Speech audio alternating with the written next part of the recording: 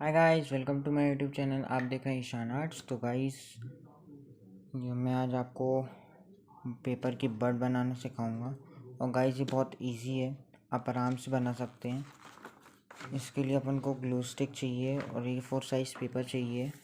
आप कोई भी पेपर ले सकते हैं, ऐसा ज़्यादा ज़रूरी नहीं है। मेरे को A4 साइज़ मेरे पास था तो मैंने A4 साइज़ पेपर लिया। आप कोई भी ले सकते हैं गाइस।